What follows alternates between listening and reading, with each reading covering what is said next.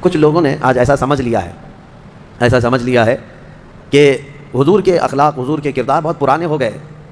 اس زمانے کے اگر طور طریقوں پر ہم چلیں گے تو پتہ نہیں اب نئی دنیا میں ہم کو کیا سمجھیں گے، ملا بولیں گے، مولوی بولیں گے. یہ اعلیٰ اخلاق پر آیا ہوا دین ہے، نبی پاک صلی اللہ تعالیٰ علیہ وسلم کے اخلاق. لیکن افسوس یہ ہے کہ ان کی قوم، ان کی امت آج بد اخلاق ہو رہی ہے. افسوس اس بات کا ہے، المیہ اس بات کا ہے کہ نبی پاک صلی اللہ تعالیٰ علیہ وسلم کے جو نام لیوا ہیں یہ ان کے اخلاق کی بجائے کسی اور کے اخلاق کے پیچھے پڑ گئے. ابھی پرسنالٹی ڈیولپمنٹ کے لیے اور اچھے عمدہ کیریکٹر سیکھنے کے لیے لوگ جو ہے کلاسز جوائن کرتے ہیں. وہاں کلاسز میں سکھائے جاتے ہیں کہ تمہیں کس طرح لوگوں سے ملنا چاہیے، ہینڈ شیک کیسے کرنی چاہیے، بیٹھیں تو کیسے بیٹھیں، کھانے کے وقت کتنے چمچ ہونا چاہیے، ہاتھ کیسے رکھنی چاہیے، یہ سب آج سکھایا جا رہا ہے. لیکن مجھے افسوس اس بات کا ہے کہ ہمارے بچے ان لوگوں سے اخلاق سیکھنے جا رہے ہیں جن کو پیشاب کا طریقہ بھی نہیں معلوم. ہاں کھڑے ہو کر کے پیشاب کر کے آ جاتے ہیں اور یہاں اخلاق سکھا رہے ہوتے ہیں. اخلاق سکھا رہے ہیں اور لوگوں کو یہ بتا رہے ہیں کہ ایک اچھے کیریکٹر، گڈ مینرز، پتہ نہیں کیا کیا الفاظ دے کر کے. مجھے افسوس اس قوم پر ہے کہ جس کے لیے قرآن کہہ رہا ہے وَإِنَّكَ لَعَلَىٰ خُلُقٍ عَظِيمٍ، محبوب ہم آپ کو سب سے بلند اخلاق پر بنائے ہیں. جس نے حضور صلی اللہ علیہ وسلم کی گستاخی کی تھی، حضور کو برا بھلا کہتا تھا، گالیاں دیتا تھا، تو حضور اکرم صلی اللہ تعالیٰ علیہ وسلم کو اس کی باتیں بری لگیں، شاق گزری، تو اللہ تعالیٰ نے آیتیں نازل فرمائی اس کے حق میں. جو آیتیں ہیں فَلَا تُطِعِ الْمُكَذِّبِينَ، جھٹلانے والوں کی پیروی نہ کریں اے میرے رسول، ان کی مت سنیں آپ.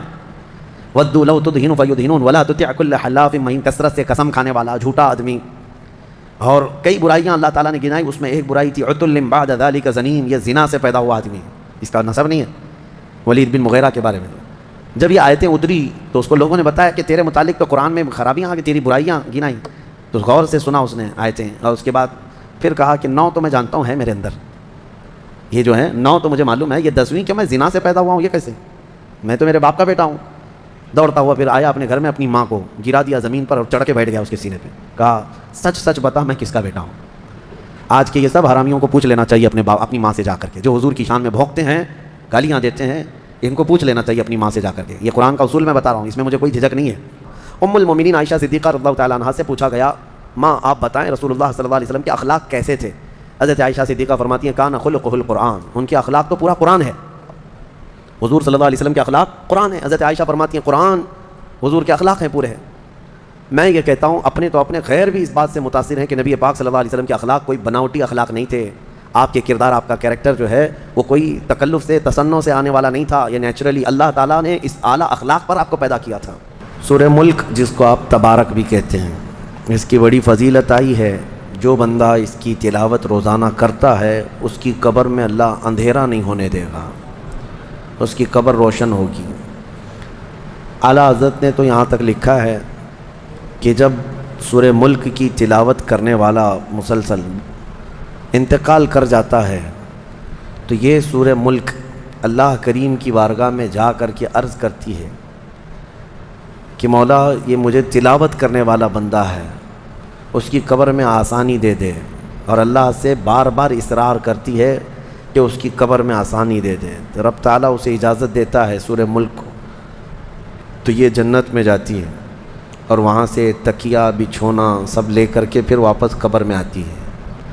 اور قبر میں آنے کے بعد اس میت کو جنتی سامان دیتی ہے، اس کے تکیہ یعنی سرہانہ اور ساری چیزیں دے کر پھر یہ کہتی میرے آنے میں تاخیر تو نہیں ہوئی تجھے. سورہ ملک یہ رفاقت ادا کرتی ہے تلاوت کرنے والے کے ساتھ.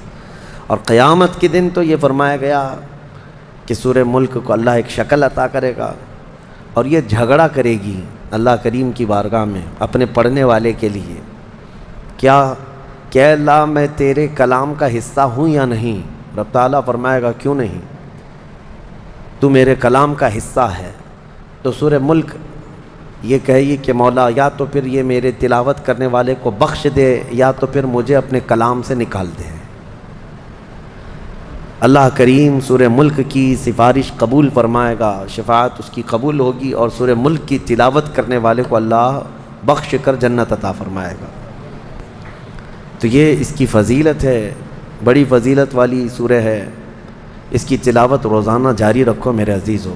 میں نوجوانوں سے یہ کہتا ہوں تم تو ایئر فون لگا کر پتہ نہیں کیا کیا سنتے سنتے کب سوتے ہیں. کچھ لوگوں کو تو میں دیکھا ہے سفر وغیرہ میں دیگر جگہوں پر ان کے کان میں بجتے ہی رہتا ہے، وہ سوئے بھی رہتے ہیں اور صبح اٹھنے تک بھی ان کے کانوں میں وہ بجتے ہی رہتا ہے. یہ بیماری ہے یا تو ایڈکٹ ہو چکے کچھ لوگ. کیا بجتا رہتا ہے اتنا کنٹینیو کہ نیند میں بھی کچھ لوگوں کو یہ عادت ہے کہ وہ کانوں میں لگا رہے۔ کیا ہی بہتر ہوتا کہ روزانہ سونے کے وقت تم کانوں میں سورہ ملک کی تلاوت لگا کر کے سو جاتے۔ مشکل سے 5 منٹ میں یہ تلاوت اگر کسی اچھے قاری قرآن سے سنتے ہیں تو 5 منٹ، ورنہ 2-3 منٹ میں یہ قرآن اگر حدر کے ساتھ اس کو پڑھ لیا جائے تو زیادہ سے زیادہ 3 منٹ میں یہ سورہ ملک پوری ہو جاتی ہے۔ 3 منٹ میں سورہ ملک پڑھ بھی سکتے ہیں یا سن بھی سکتے ہیں، لیکن لوگوں کی آج مینٹلٹی ایسی بنی ہوئی ہے کہ ان کو دھن چاہیے، گانے باجے اور میوزک چاہیے۔ میں یہ کہتا ہوں کہ گانے باجے تو چھوڑو، نعتیں بھی اپنی جگہ پر اپنا مقام، لیکن اللہ کا کلام اپنی جگہ پر ہے۔ تو تمہیں عادت یہ ڈال لینی چاہیے کہ سورہ ملک کی تلاوت روزانہ کریں گے یا سنیں گے اور اس کے بعد سوئیں گے۔ انشاءاللہ جس دن ہمارے جانے کا ہوگا قبر میں یہ سورہ ہماری روشنی لائے گی انشاءاللہ۔ سورہ قلم دوسری سورہ ہے جس میں اللہ کریم نے اپنے حبیب صلی اللہ تعالیٰ علیہ وسلم کی تعریف میں یہ سورہ نازل فرمائی۔ ویسے تو دیکھا جائے آغاز سے اخیر تک قرآن ہے نعت مصطفیٰ، آغاز سے اخیر تک قرآن ہے نعت مصطفیٰ، محبوب کے بیان کا کیسا انوکھا ڈھنگ ہے۔ نبی پاک صلی اللہ تعالیٰ علیہ وسلم کی عظمت میں یہ آیتیں اتری ہیں۔ اللہ تعالیٰ فرماتا ہے نون والقلم وما یسطرون ما انت بنعمت ربک بمجنون وان لک لاجرا غیر ممنون۔ مصطفیٰ کریم صلی اللہ تعالیٰ علیہ وسلم کو مکہ کے کفار مجنون کہتے تھے، یعنی دیوانہ، اور اللہ تعالیٰ دفاع فرما رہا ہے محبوب آپ مجنون نہیں ہیں، اپنے رب کی نعمتوں سے بھرے ہوئے ہیں۔ وَإِنَّكَ لَعَلَىٰ خُلُقٍ عَظِيمٍ، آپ تو دنیا میں سب سے بلند اخلاق پر پیدا کیے گئے ہیں۔ ہاں تیرے خلق کو حق نے عظیم کہا، تیرے خلق کو حق نے عظیم کہا، تیرے خلق کو رب نے جمیل کیا، کوئی تجھ سا ہوا ہے نہ ہوگا شہا، تیرے خالق حسن و ادا کی قسم۔ نبی پاک صلی اللہ تعالیٰ علیہ وسلم کی سیرت کو اللہ نے سب سے عظیم کہا، خلق، اور خلق یعنی حضور کی صورت کو بھی سب سے خوبصورت کیا۔ نہ حضور کی صورت جیسا کوئی ہے، نہ حضور کی سیرت جیسا کوئی ہے۔ قرآن اس چیز کی گواہی دے رہا ہے، آپ سب سے بلند اخلاق پر پیدا کیے گئے۔ آؤ میں آپ کو بتاؤں، ام المومنین عائشہ صدیقہ رضی اللہ تعالیٰ عنہا سے پوچھا گیا ماں آپ بتائیں رسول اللہ صلی اللہ علیہ وسلم کے اخلاق کیسے تھے؟ حضرت عائشہ صدیقہ فرماتی ہیں کان خلقہ القرآن، ان کے اخلاق تو پورا قرآن ہے۔ حضور صلی اللہ علیہ وسلم کے اخلاق قرآن ہے۔ حضرت عائشہ فرماتی ہیں قرآن حضور کے اخلاق ہیں، پورے ہیں۔ میں یہ کہتا ہوں اپنے تو اپنے غیر بھی اس بات سے متاثر ہیں کہ نبی پاک صلی اللہ علیہ وسلم کے اخلاق کوئی بناوٹی اخلاق نہیں تھے۔ آپ کے کردار، آپ کا کیریکٹر جو ہے وہ کوئی تکلف سے تصنع سے آنے والا نہیں تھا، یہ نیچرلی اللہ تعالیٰ نے اس اعلیٰ اخلاق پر آپ کو پیدا کیا تھا، بلند اخلاق پر آپ کو پیدا کیا تھا۔ آپ عربوں میں جو حضور کے جانی دشمن تھے ان سے بھی اگر کوئی چیز پوچھ لیں بتا دیں گے۔ اس زمانے کے جو مکہ کے کفار جو جان کے درپے تھے، تلواریں سونتے کھڑے رہتے تھے کہ قتل کر دیں، لیکن ان سے پوچھیں کہ محمد صلی اللہ تعالیٰ علیہ وسلم کے اخلاق کیا ہیں تو وہ کہتے ہیں ہماری دشمنی اپنی جگہ پر، لیکن آج تک ہم نے کبھی ان کو جھوٹ بولتے نہیں سنا، نہ کبھی امانت میں خیانت کیا، نہ کسی کو فحش بات کرتے ہوئے دیکھا، نہ کسی کو گالی دیا، نہ کبھی وعدہ خلافی کیا، نہ کسی کو ترچھی نگاہ سے دیکھا، نہ کسی کے ساتھ ظلم کیا۔ یہ حضور کے اخلاق ہیں۔ نبی پاک صلی اللہ علیہ وسلم نے امت کو یہ تعلیم دی من لم یوقر کبیرنا ومن لم یرحم صغیرنا ومن لم یوقر کبیرنا فلیس منا، جو ہمارے چھوٹوں پر رحم نہیں کرتا اور بڑوں کی عزت نہیں کرتا وہ ہم میں سے نہیں ہے۔ یہ اخلاق نہیں ہے تو اور کیا ہے؟ یہ اعلیٰ کردار ہیں نبی پاک صلی اللہ علیہ وسلم کے۔ حضرت سلمان فارسی رضی اللہ تعالیٰ عنہ ایک بار استنجا کے لیے بیٹھے ہوئے تھے، یہودی دیکھ کر کے مذاق اڑا رہے تھے۔ حضرت سلمان فارسی رضی اللہ تعالیٰ عنہ ڈھیلا استعمال فرما رہے تھے اپنے استنجا کو سکھانے کے لیے۔ یہودی کہنے لگے یہ کیا طریقہ ہے؟ تو حضرت سلمان فارسی نے کہا کہ ہاں ہمیں رسول اللہ صلی اللہ علیہ وسلم نے اس بات کی تعلیم دی ہے کہ استنجا کو ہم یا تو ڈھیلے سے، پتھر سے یا پانی سے سکھا لیں، دھو لیں۔ یہودی ہنسنے لگے، ٹھٹا مار کر کے کہنے لگے اچھا تمہارے رسول کے پاس تم استنجا کے مسئلے بھی وہ بتا دیتے ہیں، یعنی یہ مسئلے ایسے ہیں جس کو وہ سمجھتے ہیں کہ عیب ہے اس کو بتانا۔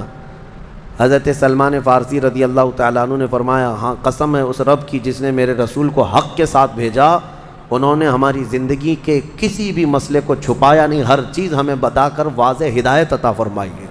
اور اسلام ہے جو کسی مسئلے کو چھپاتا نہیں، اور نہ ہی اس میں کوئی شرم و حیا کی بات ہے۔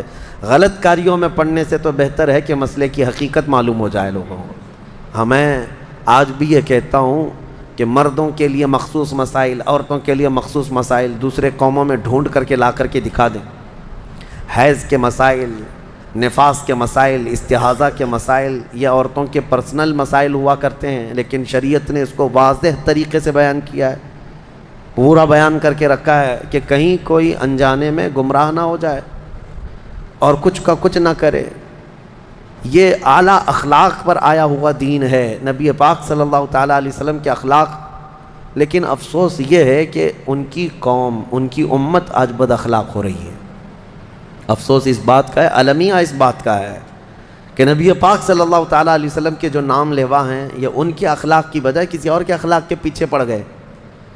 ابھی پرسنالٹی ڈیولپمنٹ کے لیے اور اچھے عمدہ کیریکٹر سیکھنے کے لیے لوگ جو ہے کلاسز جوائن کرتے ہیں، وہاں کلاسز میں سکھائے جاتے ہیں کہ تمہیں کس طرح لوگوں سے ملنا چاہیے، ہینڈ شیک کیسے کرنی چاہیے، بیٹھیں تو کیسے بیٹھیں، کھانے کے وقت کتنے چمچ ہونا چاہیے، ہاتھ کیسے رکھنی چاہیے، یہ سب آج سکھایا جا رہا ہے۔ لیکن مجھے افسوس اس بات کا ہے کہ ہمارے بچے ان لوگوں سے اخلاق سیکھنے جا رہے ہیں جن کو پیشاب کا طریقہ بھی نہیں معلوم، ہاں کھڑے ہو کر کے پیشاب کر کے آ جاتے ہیں اور یہاں اخلاق سکھا رہے ہوتے ہیں، اخلاق سکھا رہے ہیں اور لوگوں کو یہ بتا رہے ہیں کہ ایک اچھے کیریکٹر، گڈ مینرز، پتہ نہیں کیا کیا الفاظ دے کر کے۔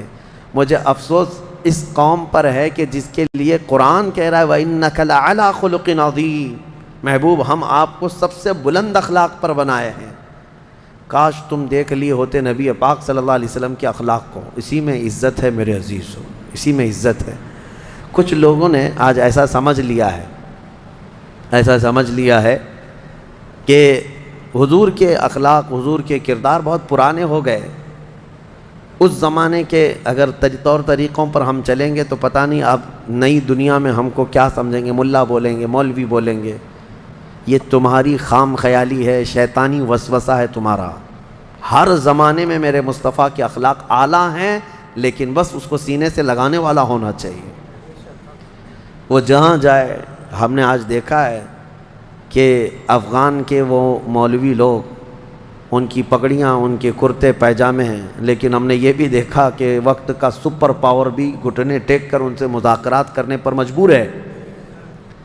ہاں، وہ افغان کے مولوی لوگ کہیں یہ نہیں کہ امریکہ سے، رشیا سے مذاکرات کرنا ہے، ڈائلاگ ہے تو تھوڑا سوٹ بوٹ پہن کر کے جاتے ہیں، نہیں، وہ اپنے اسی پرانے لباس میں ہی جاتے ہیں۔ یہ اچھی شناخت لے کر جاتے ہیں، اپنی آئیڈینٹیٹی لے کر کے جاتے ہیں۔ میاں جب دنیا اپنی شناخت کے ساتھ آتی ہے تو ہم اپنی شناخت کے ساتھ کیوں نہ جائیں؟ آج انگریز ننگے گھوم کر کے فخر کرتے ہیں، تم اپنے نبی کے اخلاق پر کیوں نہیں فخر کر سکتے؟ اور نوجوانوں کو میں ایک جملہ کہتا ہوں، آج لوگ چوٹی رکھ کر کے شرماتے نہیں، تمہیں داڑھی رکھنے میں کیوں شرم ہے؟ چوٹی والوں کو شرم نہیں آتی، اور داڑھی والوں کو کیوں شرم آتی؟ داڑھی مرد کی شان ہے، نبی پاک صلی اللہ تعالیٰ علیہ وسلم کی وجاہت ہے یہ۔ اور آپ دیکھیں بہت سارے لوگوں کو ایسا لگتا ہے کہ نہیں، یہ زمانے کے تقاضوں کے اعتبار سے نہیں، یہ دنیا نے تمہیں اس طرح دماغ میں بٹھا رکھا ہے، یہ میڈیا، یہ فیشن، انہوں نے اس طرح بنا رکھا ہے کہ نہیں، تمہیں عورت بن کے رہنا ہے، عورتوں کو مرد بن کر کے رہنا ہے۔ انہوں نے الٹ کر کے رکھا ہے دجالی نظام لانے کے لیے، اور مردوں کو یہ سوچنا بھی چاہیے۔ میں اس لیے کہہ رہا ہوں کہ میرے مصطفیٰ کریم صلی اللہ تعالیٰ علیہ وسلم کے اخلاق میں سے ہے۔ کسی بھی صحابہ کرام کی زندگی دیکھو، اولیاء کرام کی زندگی دیکھو، وہ حضور اکرم صلی اللہ علیہ وسلم کی ان اخلاق کے پیچھے چلے، انہوں نے عزت پائی۔ کچھ تو رکھتے داڑھی، اور یہ داڑھی بھی بڑی ضدی ہے، بڑی ضدی ہے۔ بیچارہ صاف کر کر کے داڑھی کو بولتا ہے نہیں میں مرد نہیں ہوں، وہ بار بار اگ کر کے بتاتی ہے نہیں تو مرد ہی ہے۔ وہ پھر آتی ہے روزانہ اور پھر بولتی ہے نہیں تم مرد ہو بھائی، اور یہ اس کے ساتھ لڑتا ہی رہتا ہے، لڑتا ہی رہتا ہے۔ بس یہ ہے کہ چہرے پر اتنے ہوں کہ دور سے دیکھنے پر آپ کا چہرہ مردانہ نظر آئے. اتنی داڑھی تو رکھیں, اتنی تو ہو کہ دور سے نظر آ جائے کہ اس کے چہرے پر بال ہیں. نبی پاک صلی اللہ تعالیٰ علیہ وسلم کی سنت سمجھ کر کے میرے عزیزو, میں اس پر آپ کے ہاں شدت تو کبھی نہیں کیا, لیکن یہ ضرور کہتا ہوں کہ عشق کا تقاضا ہے, محبت کا تقاضا ہے, اپنے حبیب کے چہرے کو سجایا جائے. اور حضور صلی اللہ تعالیٰ علیہ وسلم کے اخلاق میں جو عزت ہے وہ دنیا میں کسی بھی چیز میں عزت نہیں ملے گی. تمہاری عزت وہیں پر ہے. رب تبارک و تعالیٰ نے فرمایا وَإِنَّكَ لَعَلَىٰ خُلُقٍ عَظِيمٍ, اے محبوب ہم نے آپ کو بلند اخلاق پر بنایا ہے, بلند اخلاق پر بنایا ہے. حضور اکرم صلی اللہ تعالیٰ علیہ وسلم کے لیے جو الفاظ حدیث میں آئے ہیں نا, جنہوں نے حضور سے ملاقات کی ہے, حضور ایسے ملتے تھے, یہاں تک کہ صحابہ اکرام فرماتے ہیں حضور صلی اللہ علیہ وسلم مصافحہ کرتے تو جب تک سامنے والا ہاتھ نہیں نکالتا حضور نہیں ہاتھ چھوڑتے تھے. وہ سامنے والا خود ہی ہاتھ چھوڑ لے تب حضور ہاتھ چھوڑتے, یہ نہیں کہ کھینچ لے. آج ہم سے بھی یہ نہیں چیز ہو سکتی. کثرت سے لوگ مصافحے کے لیے آتے ہیں, ہم مصافحہ کرتے رہتے ہیں, اتنا وقت ہی نہیں ہوتا. لیکن مصطفیٰ کریم کے ان اخلاق کو دیکھیں. کوئی آتا حضور کے ہاتھ کو پکڑتا تو حضور پاک صلی اللہ تعالیٰ علیہ وسلم ہر ایک کو وہ عزت دیتے تھے کہ سامنے والے کو یہ لگتا میں ہی سب سے اہم ہوں, حضور کی بارگاہ میں ہی سب سے اہم ہوں, ہر ایک یہی سمجھتا. نبی پاک صلی اللہ تعالیٰ علیہ وسلم جب کسی سے بات فرماتے تو اس کی طرف پوری توجہ فرماتے, اور یہاں تک کہ وہ کوئی ایک بات کو بار بار ریپیٹ کرتا ہے, دہراتا ہے, تو حضور اس کے ہر بار جواب بھی دیتے تھے. اللہ کے حبیب صلی اللہ تعالیٰ علیہ وسلم نے کبھی بھری محفل میں کسی کو ذلیل نہیں کیا. حتیٰ کہ جنگ بدر کے موقع پر صفیں لگا رہے تھے تو ایک صحابی ان تھوڑا سا آگے آ گئے تھے, ان کا پیٹ باہر تھا صف سے آگے. حضور نے اپنی چھڑی سے ان کو پیچھے کیا, پیچھے جاؤ, صف میں برابر ہو جاؤ. تو انہوں نے کہا کہ میں بدلہ لے لوں گا, آپ نے چھڑی ماری ہے مجھ کو. نبی پاک صلی اللہ علیہ وسلم نے منع نہیں فرمایا, کہا کہ ٹھیک ہے آ جاؤ. چھڑی ان کے ہاتھ میں دی, صحابہ دیکھ رہے تھے. کہا اس صحابی نے کیا, میں تو کپڑا اوپر نہیں تھا میرے جسم پر, آپ تو کرتا پہنے ہوئے ہیں, آپ بھی اپنا کرتا اٹھا دیجئے. نبی پاک صلی اللہ علیہ وسلم نے اپنا جبہ اٹھایا. وہ صحابی بڑھ کر مہر نبوت کو بوسہ دیتے ہیں. اور اس کے بعد حضور صلی اللہ تعالیٰ علیہ وسلم کو اتنا محبت سے چوم لیا. اس کے بعد کہتے میرا بدلہ ہو گیا. حضور نے پوچھا تم ایسا کیوں کر رہے ہو, ایسا کیوں کیا تم نے؟ وہ صحابی کہتے ہیں اس لیے کہ جنگ کے میدان میں ہوں اور جان ہتھیلی پر لے کر کے ہوں. کیا پتہ کہ واپس اس میدان سے میں باہر نکل پاؤں یا نہیں. میں نے یہ سوچا اس دنیا سے جانے سے پہلے آپ کے جسم سے مس ہو جاؤں تاکہ اس برکت سے جہنم کی آگ حرام ہو جائے. نبی پاک صلی اللہ علیہ وسلم نے مسکرایا. حضور نے اخلاقی طور پر اپنے آپ کو بدلے کے لیے تک پیش کر دیا, بدلے کے لیے پیش کر دیا. کھانے کے آداب اور طریقے میرے مصطفیٰ نے سکھائے, استنجا کے طریقے حضور نے سکھائے. برتن میں بیٹھو تو کس طرح سے کھاؤ. جب مختلف قسم کے کھانے ہوں یا ایک ہی قسم کا کھانا ہو تو آدمی کو اپنے سامنے سے کھانا چاہیے. کبھی یہ بھی حدیث ہے, طویل حدیثیں ہیں کہ کوئی ادھر سے ہاتھ اٹھا کر ڈال رہا ہے, ادھر سے ہاتھ. میرے آقا صلی اللہ علیہ وسلم نے منع فرمایا. مختلف قسم کے کھانے ہوں الگ الگ تو الگ الگ جگہ سے اٹھا کے کھائیں, لیکن ایک ہی کھانا رکھا ہو تو ایک ہی جگہ سے آدمی ہاتھ اٹھا کر کھائے. بیٹھنے کا طریقہ حضور نے بتایا کہ کھانے پر کس طرح بیٹھے. استنجا میں بیٹھنے کے طریقے بھی حضور نے بتائے. یہ جسمانی اعتبار سے بھی تمہارے لیے کتنے مفید ہیں. اس کے علاوہ پانی پینے کے طریقے حضور نے بتائے کہ 3 سانسوں میں پیے, نہ کہ بیل کی طرح کنٹینیو ایک ہی گھونٹ میں پورا پانی پی جائے. حکمتیں ہیں حضور صلی اللہ تعالیٰ علیہ وسلم کے ان اخلاق میں, بڑی حکمتیں ہیں. سونے کے آداب بتائے, کس طرح سے لیٹنا ہے. یہ آج کون تربیت دیتا ہے, کون بتاتا ہے؟ ایک ایک چیز بچپن سے لے کر کے بڑھاپے تک ہر مرحلے میں اللہ کے نبی صلی اللہ تعالیٰ علیہ وسلم نے بہترین اخلاق دیے ہیں, بہترین اخلاق دیے. اور لوگوں کو یہاں تک کہ حضور صلی اللہ تعالیٰ علیہ وسلم حسنین کریمین کو ایک بار گود میں لیے چوم رہے تھے, بوسہ دے رہے تھے. کبھی کبھار حضور صلی اللہ تعالیٰ علیہ وسلم ان کے لبوں کو چومتے تھے اور ان کی گردن کو سونگھتے تھے. تو ایک صحابی تھے, انہوں نے کہا یا رسول اللہ صلی اللہ علیہ وسلم آپ بچوں کو چومتے بھی ہیں, یعنی بوسہ دیتے ہیں؟ تو حضور صلی اللہ تعالیٰ علیہ وسلم نے فرمایا یہ رحمت کا ایک حصہ ہے جو اللہ نے عطا کیا ہے. تو انہوں نے کہا میرے تو کتنے بچے 8-10 یا کچھ، انہوں نے کہا میں نے کبھی آج تک بچوں کو چوما ہی نہیں۔ کہا حضور اکرم صلی اللہ تعالیٰ علیہ وسلم نے کہ بچوں کو یہ پیار کرو، یہ بوسہ دینا یا ان کو قریب کرنا یہ حضور کی سنتوں میں سے ہے۔ پہلے عرب لوگ اس کو عیب سمجھتے تھے کہ بچوں کو کیسے اٹھائیں گے، یہ سب کام عورتوں کا ہے۔ اللہ کے نبی صلی اللہ تعالیٰ علیہ وسلم نے بچوں کا پیار سکھایا ہے۔ جو باپ جتنا اسے وقت دے گا، جتنا پیار دے گا، جوانی میں بچہ اس کے لیے اتنا ہی خدمتگار بھی ہوگا، اتنا ہی خدمتگار ہوگا۔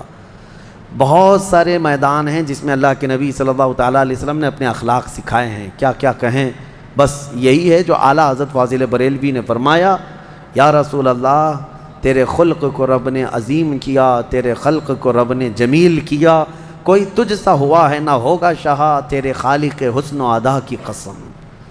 اور اس کے بعد اسی سورہ قلم میں اللہ تعالیٰ نے ایک شخص کی مذمت میں 10 برائیاں گنائی ہیں، ولید بن مغیرہ، جس نے حضور صلی اللہ علیہ وسلم کی گستاخی کی تھی، حضور کو برا بھلا کہتا تھا، گالیاں دیتا تھا، تو حضور اکرم صلی اللہ تعالیٰ علیہ وسلم کو اس کی باتیں بری لگیں، شاق گزری، تو اللہ تعالیٰ نے آیتیں نازل فرمائی اس کے حق میں، جو آیتیں ہیں فَلَا تُطِعِ الْمُكَذِّبِينَ، جھٹلانے والوں کی پیروی نہ کریں اے میرے رسول، ان کی مت سنیں آپ۔ وَدُّوا لَوْ تُدْهِنُ فَيُدْهِنُونَ وَلَا تُطِعْ كُلَّ حَلَّافٍ مَّهِينٍ، کثرت سے قسم کھانے والا جھوٹا آدمی۔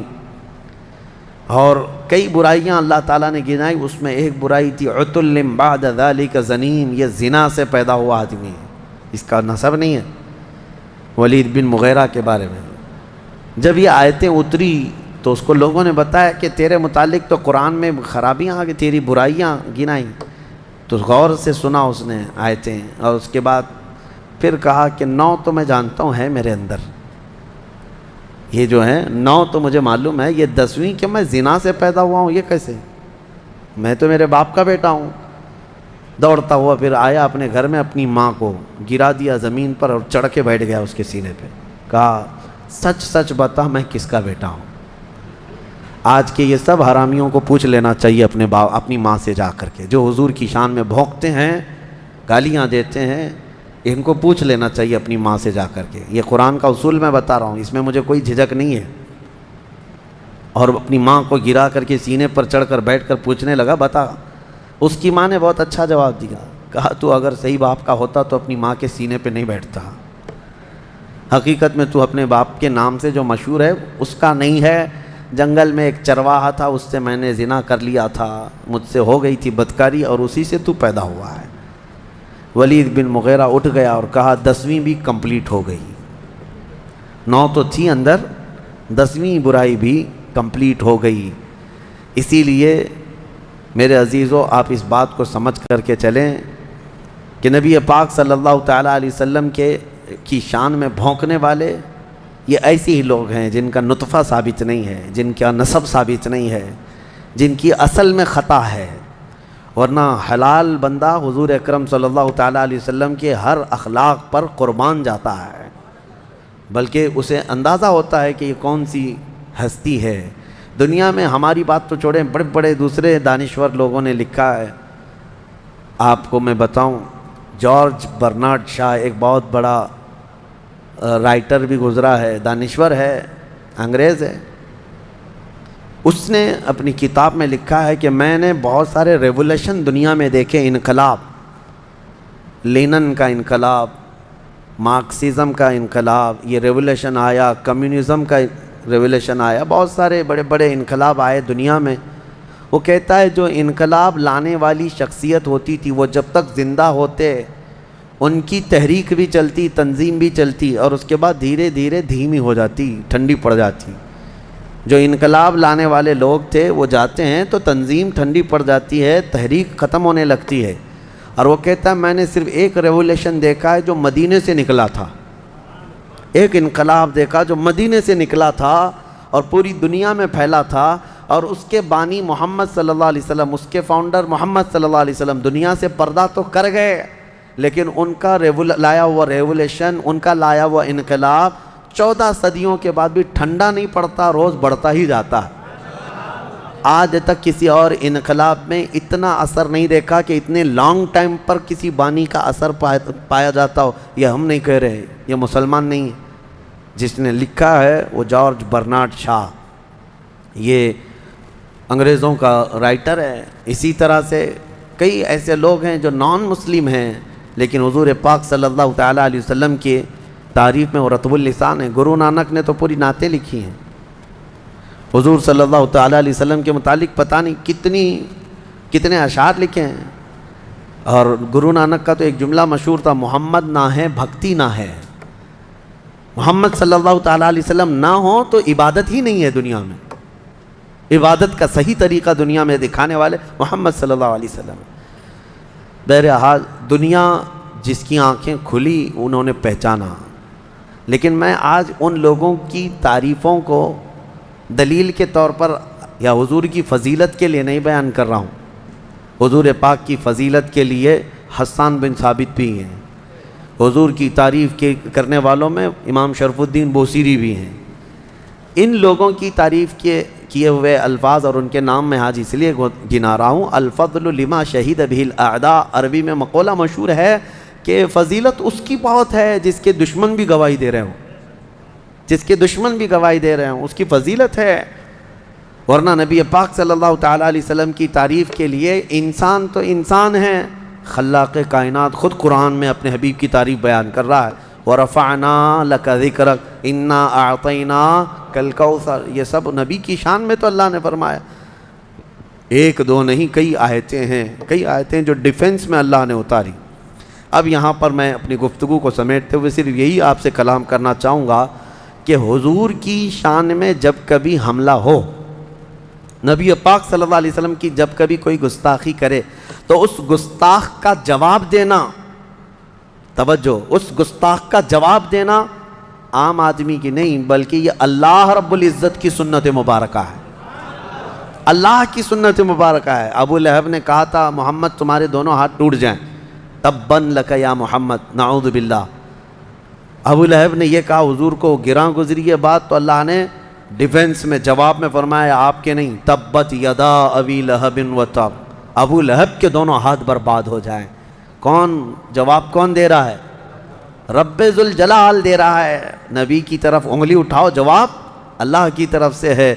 کافروں نے ایک بار ایک بات مشہور کر دی تھی، حضور پر وحی نہیں اتر رہی تھی، 15 دن ہو گئے تھے، کوئی آیت نہیں آ رہی تھی، تو یہ افواہ اڑا دی. وَدَّعَا رَبُّ مُحَمَّدٍ مُحَمَّدًا، محمد کے رب نے محمد کو اب چھوڑ دیا ہے، اب کوئی وحی آتی نہیں، آیت آتی نہیں ہے. وَدَّعَا رَبُّ مُحَمَّدٍ مُحَمَّدًا وَدَّعَا رَبُّ مُحَمَّدٍ مُحَمَّدًا، نعوذ باللہ من ذالک. یہ بات پھیلتی گئی کافروں کی زبان سے کہ محمد کے رب نے محمد کو چھوڑ دیا. کئی دن گزرے، حضور پریشان حال تھے، یعنی غمگین تھے. نبی پاک صلی اللہ تعالیٰ علیہ وسلم کا جب غمگین تھے ان کافروں کی باتوں کو سن کر کے، تو اللہ تعالیٰ نے اپنے حبیب کی تسلی اور ان کافروں کے منہ بند کرنے کے لیے ڈیفنس میں، دفاع میں آیتیں اتاری.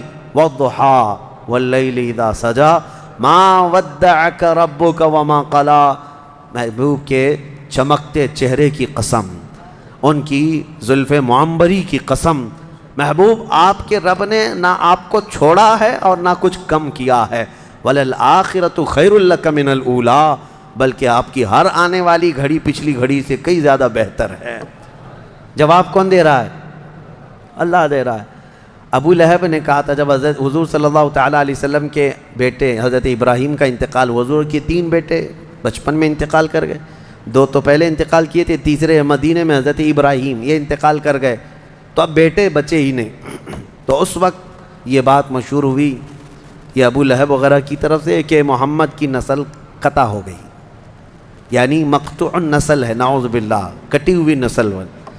حضور صلی اللہ تعالیٰ علیہ وسلم کو یہ جب اس نے کہا تو اللہ تعالیٰ نے حضور کی شان میں اور ان کافروں کے منہ کو بند کرنے کے لیے یہ آیت نازل فرمائی. انا اعطیناک الکوثر فصل لربک وانحر ان شانئک هو الابتر.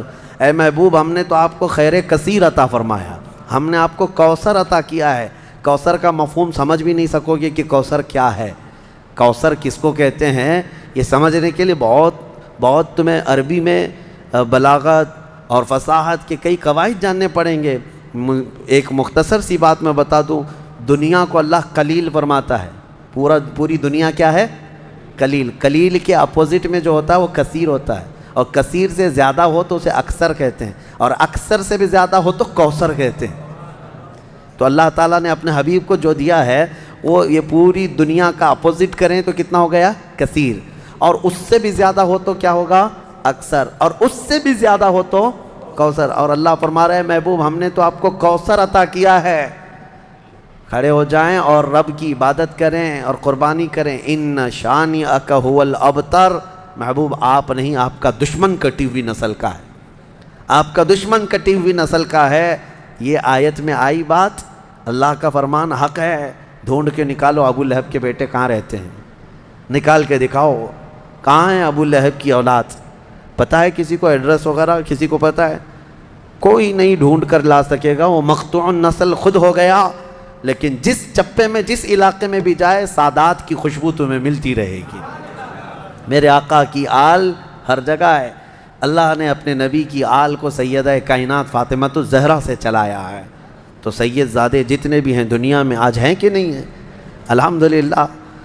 تو جو اعتراض حضور کی طرف کافر کرتے تھے تو جواب کون دیتا رہا؟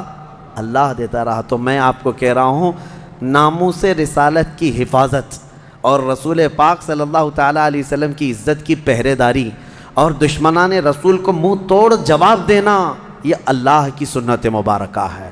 تو آپ کی زندگی میں اگر کبھی موقع ملے تو ایسے گستاخوں کا منہ توڑ جواب دیں، منہ توڑ نہیں دانت توڑ بھی جواب دیں، کہ نبی پاک صلی اللہ تعالیٰ علیہ وسلم کی شان میں بولنے کے لیے پھر دانت ہی نہ رہیں، وہ کیا بول رہا ہے بعد میں کسی کو سمجھ میں بھی نہ آئے۔ ہاں، یہ ہر ایک عاشق رسول جواب دے حضور صلی اللہ تعالیٰ علیہ وسلم کی عزت کے لیے۔ اللہ کریم ہم جب تک زندہ رہیں ہمیں حضور پاک کی عزت پر مر مٹنے کی توفیق عطا فرمائے۔ ہم نے یہی دعا کیا ہے جو زندگانی باقی یہ ارادہ کر لیا ہے، یا رسول اللہ تیرے منکروں سے آقا میں مروں گا لڑتے لڑتے، تیرے منکروں سے آقا میں مروں گا لڑتے لڑتے۔ مولا کریم ہمیں آخری دم تک حضور کا وفادار بنا کر کے رکھے، حضور کے جلووں میں زندگی دے، حضور کے قدموں میں موت عطا فرمائے۔ وآخر دعوانا ان الحمد للہ رب العالمین۔